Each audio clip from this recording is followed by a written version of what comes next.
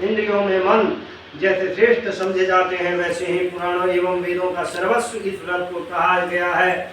उसे एकाग्र चित्त होकर सुने।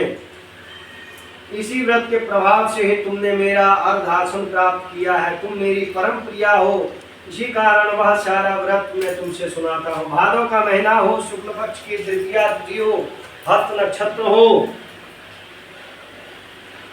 उसी दिन इस व्रत के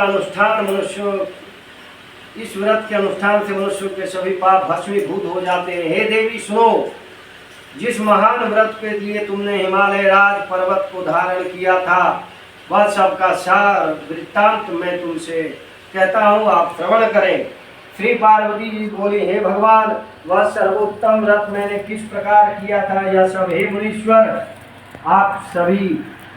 आप कहें, मैं आपसे सुनना चाहती हूँ। शिव जी बोले, हिमालय नामक एक उत्तम महान पर्वत है। नाना प्रकार के भूमि तथा वृक्षों से वह शोभायमान है। अनेकों प्रकार के पक्षी वहाँ अपनी मधुर बोलियों से उसे गुह्यक प्रसन्न होकर वहाँ घूमते रहते हैं। गंधर्व जन गायन करने में मग्न रहते हैं। नाना प्रकार के वैदूर्य मणियाँ तथा सोने की ऊंची ऊंची चोटियाँ रूपी भुजाओं से आकाश पर लिखता हुआ दिखाई देती है। उसका आकाश से स्पर्श इस प्रकार से है जैसे कोई अपने मित्र के मंदिर को छू रहा हो। वह बर्फ से ढका रहता है। गंगा नदी की ध्वनि से वह सदा शब्दायमान रहता है। हे पर्वत, तुमने वही बाल्यावस्था में 12 वर्ष पर्यंत क्रूर तप किया और अधोमुख होकर केवल धूम्रपान किया। फिर 64 वर्ष तक पक्के पत्ते खाए। माघ महीने में जल में खड़ी होकर तप किया और वैशाख में अग्नि का सेवन किया। सावन में अन्न पान का त्याग कर दिया। एकदम 12 मैदान में जाकर तप किया। तुम्हारे पिताजी तुम्हें इस प्रकार के कष्टों में देखकर घोर चिंता से व्याकुल हो गए। उन्होंने विचार किया कि यह कन्या किसको दी जाए। उस समय ब्रह्मा जी की पुत्री परम धर्मात्मा श्रेष्ठ मुनि श्री नारद जी तुम्हें देखने के लिए वहां आए। उन्हें अर्घ्य आसन देकर हिमाचल ने उनसे कहा, हे श्रेष्ठ मुनि, आपका आना शुभ है। बड़े भाग्य से ही आप जैसे ऋषियों का आगमन होता है। कहिए, आपका शुभागमन किस कारण हुआ है। श्री नारद जी मुनि बोले, हे पर्वतराज सुनिए,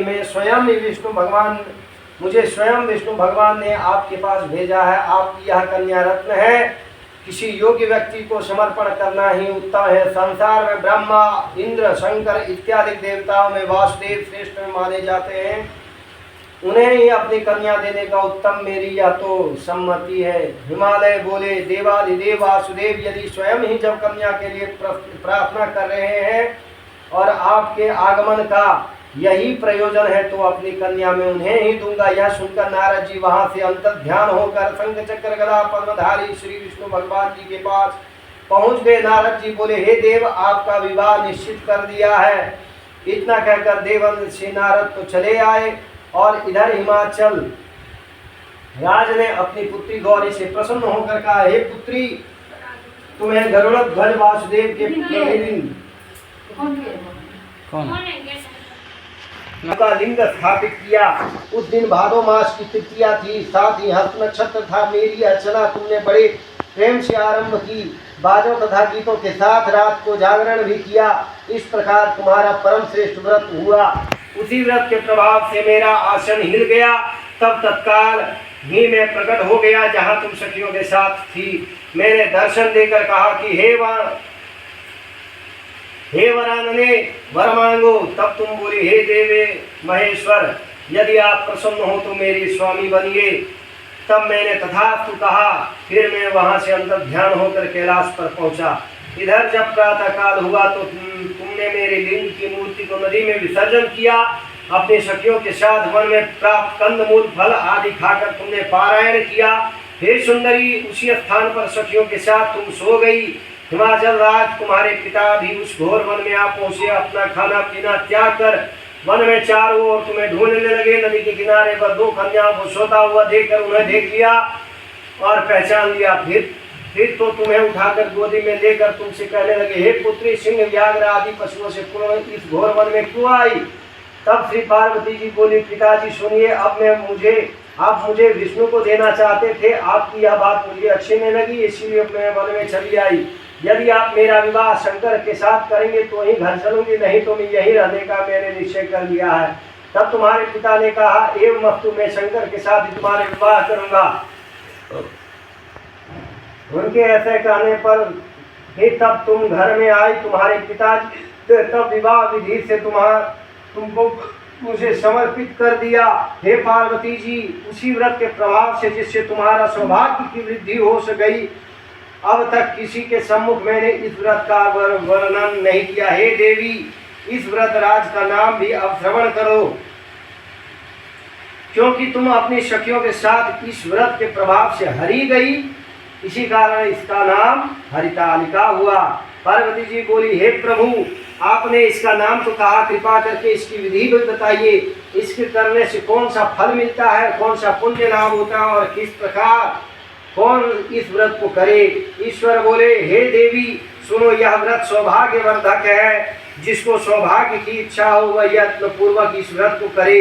सबसे प्रथम वेदी की रचना करे, उसमें 4 केले के खंभे रोपित करे, चारों ओर वंदनवार बांधे, ऊपर वस्त्र बांधे, विविध रंगों के और भी वस्त्र लगावे। उस मंडप के नीचे भूमि को अनेकों चंदनादि सुगंधित जल से लीपे, शंख मृदंग आदि बाज बजावे। वह मंडप मेरा मंदिर है, इसीलिए नाना प्रकार के मंगल गीत वहाँ होने चाहिए। शुद्ध रेती का मेरा लिंग श्री पार्वती जी के साथ ही वहाँ स्थापित करे।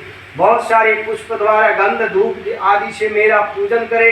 फिर नाना प्रकार के मिष्टान्न आदि और नैवेद्य समर्पित करे और रात को जागरण करे। नारियल, सुपारियाँ, मौसमियाँ, नींबू, बकुल, बीज पुर, नारंगिया एवं आदि भी ऋतु के अनुसार बहुत सारे फल, उस ऋतु में होने वाले नाना प्रकार के कंदमूल, सुगंधित धूप दीप आदि सब लेकर इन मंत्रों द्वारा पूजन करके चढ़ावी। यह मंत्र यह है, शिव शांत पंचमुखी शूली नंदी भृंगी महाकाल गणों से युक्त शुभ शंभु, आपको मेरा नमस्कार है। शिवा शिव प्रिया प्रकृति सृष्टि हेतु श्री पार्वती श्री मंगला रूपा सर्व शिव रूपा जगत रूपा, आपको मेरा बारंबार नमस्कार है। हे शिवे नित्य कल्याणकारिणी जगदम्बे शिव स्वरूपे, आपको बारंबार नमस्कार है। आप ब्रह्मचारिणी हो, जगत की धात्री सिंहवाहिनी हो, आपको मेरा नमस्कार है।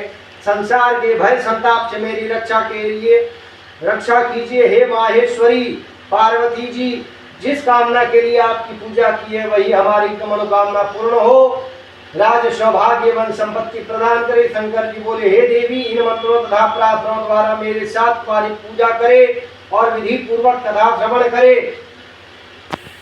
फिर बहुत सारे अन्नदान करे, यथाशक्ति वस्त्र स्वर्ण ब्राह्मण को दे एवं अन्य ब्राह्मण को भूयसी दक्षिणा दे।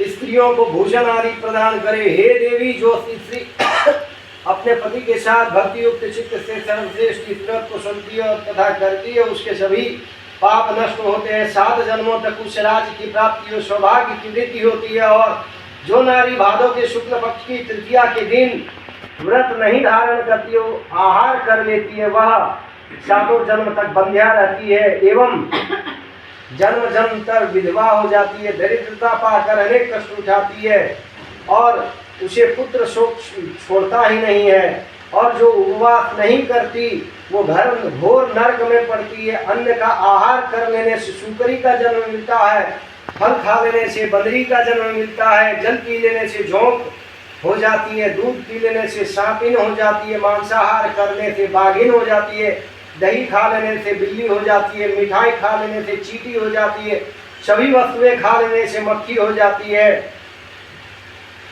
सो जाने पर अजगर का रूप धारण कर लेती है, पति के साथ ठगने पर मुर्गी बन जाती है। शिव जी बोले, इसी कारण सभी स्त्रियों को प्रयत्न पूर्वक सदा यह व्रत करते रहना चाहिए।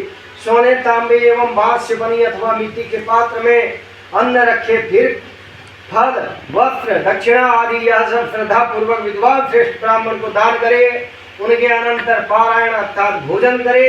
हे देवी, जो स्त्री प्रकार सदा व्रत को किया करती है वह तुम्हारे समान ही अपने पति के साथ इसी पृथ्वी पर अनेक भोगों को प्राप्त करते हुए सानंद विहार करती हुए और अंत में शिव को सानिध्य प्राप्त कर लेती है। इसी कथा के श्रवण करने से हजारों अश्वमेध एवं 100 वाजपेयी यज्ञ का फल प्राप्त होता है। श्री शिव जी बोले, हे देवी, इस प्रकार मैंने आपको इस श्रेष्ठ व्रत का महात्म्य सुनाया, जिसके अनुष्ठान मात्र से करोड़ों यज्ञ का पुण्य फल प्राप्त होता है।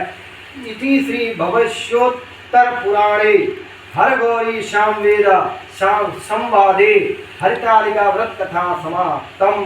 प्रेम से बोलिए शंकर भगवान की, मैया पार्वती की जय, गणेश जी भगवान की जय हो। आरती का थाली रेडी कीजिए, फूल चढ़ा दीजिए।